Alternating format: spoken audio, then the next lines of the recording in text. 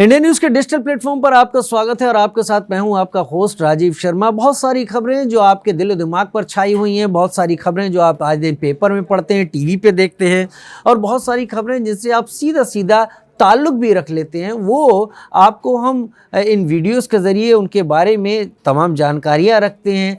आपको भी सोच का एक बड़ा दायरा मिलता है कि और क्या कुछ हो सकता है। लेकिन कई खबरें ऐसी होती हैं जो कब आई कब चली गई पता नहीं चलता, लेकिन होती अपने आप में ख़ास है।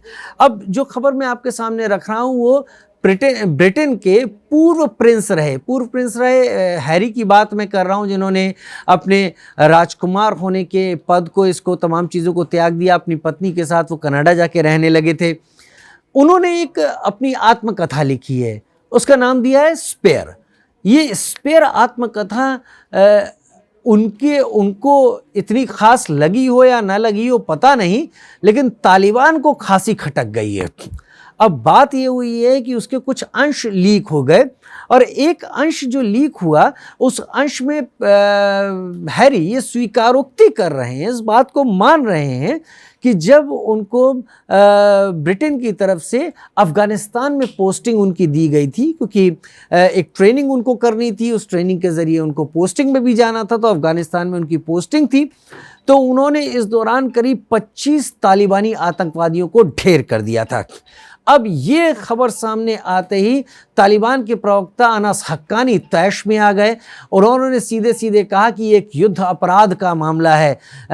हैरी ने एक युद्ध अपराध किया है। उनको शायद पता नहीं कि जो लोग वहाँ पर जिनको उन्होंने गोली मारी है वो लोग भी किसी परिवार के रहे होंगे, उनका भी कोई अपना रहा होगा। हालांकि तालिबान क्या कुछ करता रहा है इस बारे में ज़्यादा अब ज्ञान देने या बहस करने की ज़रूरत नहीं है, लेकिन तालिबान की तरफ से ज़रूर ये बातें कही गई कि ये युद्ध अपराध की कोशिश है। और प्रिंस हैरी से खासा चिढ़ गया है तालिबान जब उन्होंने इस बात की स्वीकारोक्ति की है।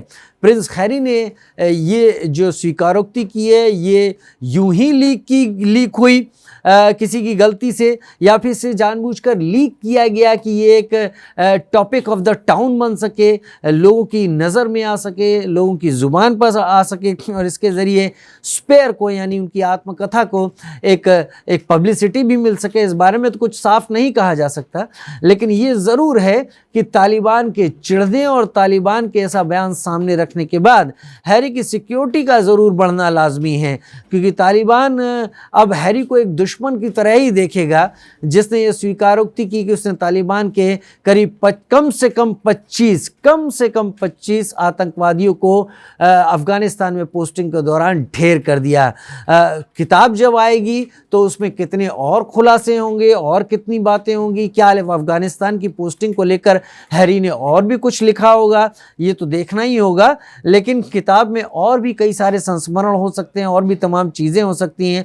फ़िलहाल तो किताब सामने आए बिना ही लोगों की ज़बानों पर छा गई है, चढ़ गई है, और इस पर एतराज़ उठाए जाने के जिस संगठन ने एतराज़ उठाया है उसके ज़रिए भी इस किताब को खासी पब्लिसिटी मिलने की शुरुआत भी हो गई है। अब किताब पढ़कर ही पता चलेगा कि और क्या क्या हैरी ने इस किताब में अपनी अफ़गानिस्तान पोस्टिंग को लेकर या विश्व पटल पर अपने किए गए कुछ कामों के ज़रिए उसमें कुछ उद्धृत किया है या कोट किया है। फिलहाल इस वीडियो में इतना ही, और भी तमाम वीडियोस हम आपके पास लाते रहेंगे। नज़र बनाए रखिए, कमेंट ज़रूर करिएगा, बेल आइकन ज़रूर दबाइएगा जिससे आपके पास नोटिफिकेशन पहुंचता रहे। बेल आइकन दबाना वाकई ज़रूरी है, जिससे आप पता करते रहें कि हम कौन कौन से नए वीडियोस आपके सामने ला रहे हैं। फिलहाल के लिए नमस्कार।